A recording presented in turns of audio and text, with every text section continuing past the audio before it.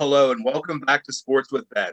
On this week's episode, we will be discussing the undefeated and red-hot Pittsburgh Steelers. For that reason, today, we welcome Steelers analyst and expert Ethan Forback. Ethan has been watching the team closely and analyzing them for over a decade. Ethan, thank you and welcome. Benjamin, thank you for having me. All right, Ethan, let's just dive right in. The talk all week has been on the Titans, so let's start there. As you know, this is a very big game on Sunday at 1 o'clock for the Steelers against the Titans. Both teams remain undefeated. In your unbiased opinion, which team gets their first loss of the season on Sunday and why? Well, Ben, both teams are very hot right now, very hot. Although the Houston Texans did come back and force an overtime. That saying something? I don't know. People, say that the Steelers haven't really proved their competition yet for the people they've faced. That I can agree on. That I do agree on. The Titans and Steelers, though, on my unbiased opinion, I do believe the Steelers pull it out.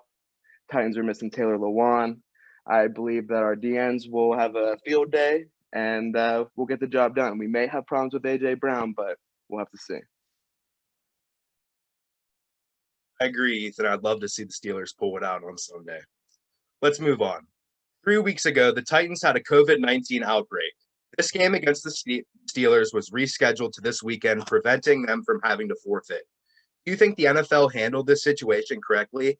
If not, what should have they done differently?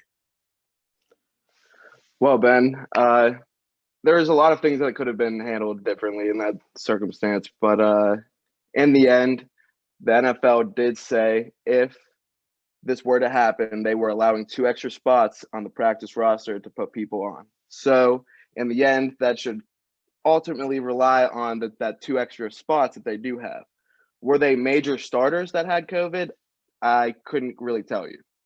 What I do know is that every team was told the same thing. I don't necessarily agree with the bye week, but I'm sure that everything was just made planned for a reason, for extra precautions, and they had to do what they had to do. But here we are, coming up to face them now.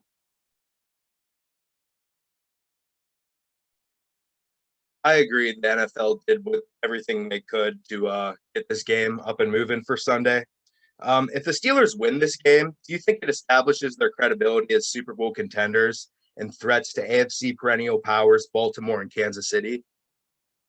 Oh, absolutely. Absolutely. These teams that are coming up are the hardest we have on our schedule, I would say. The Baltimore Ravens, a lot of people are saying they're underrated, which they could be, but you know how the rival works. Everyone's going to play up, tensions will be high.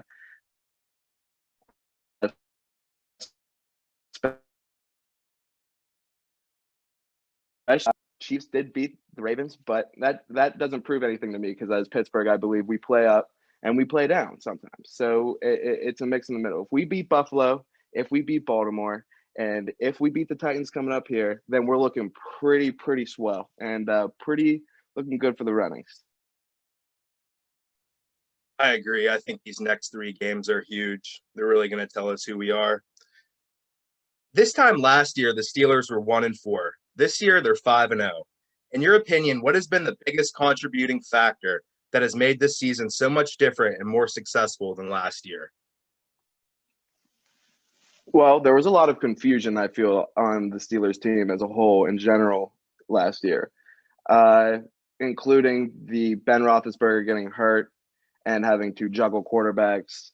Uh, Juju and James Conner still kind of finding themselves through this process of being rookies and still finding their way up. Uh, I also think that there's a lot of, I don't know, I feel that there's a sort of pride when Ben Roethlisberger is in the backfield. So it's more of something to play for almost. I agree. I think everything has changed since Ben Roethlisberger's been back. Let's talk about the defense now a little bit. They're ranked number 1 in the league and are making plays. As you know, the Steelers had a legendary defense in 2008 that won the Super Bowl.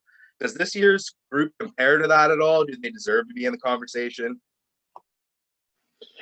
Well, I would say they're as stats wise, we're pretty close. I mean, we're averaging about 4 sacks a game. We're, forcing interceptions. We're not allowing as many yards in the backfield from the other teams that have star running backs like Saquon Barkley and hopefully this week Derrick Henry. Do I think this defense it is as good as the previous defense? I would have to say not yet, not yet. There's still people that have to find themselves on this defense. There's still some kinks we need to work out. But I still feel as if this year and this time, our defense can get us to a Super Bowl. I agree. I don't think we're there yet, but I think we're very close with a lot of potential. Just overall, how do you see the rest of the season shaking up? How many wins do you expect the Steelers to get, and what do you think the expectation should be? Well, as a Steeler fan, you always just want them to win out and win as many games as possible. We take it all the way, obviously. But if we're being realistic, I see some injuries maybe possibly happening. You have to account for everything. We're also 2 games away from a very important game as well. So there's games in between that lead up to so. We also have no more bye weeks as well. So that's a lot of something else to actually put an account for. Ben Roethlisberger is still old.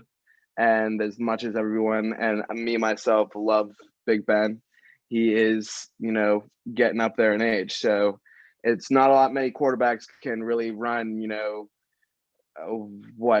14 weeks straight, 13 weeks straight. It's just not something that's that easy to do. So as much as I would like to win, I could see us falling short to a team or two along the way because of, being tired and Ben Roethlisberger, putting out his best efforts, obviously, but you just don't know what's going to happen.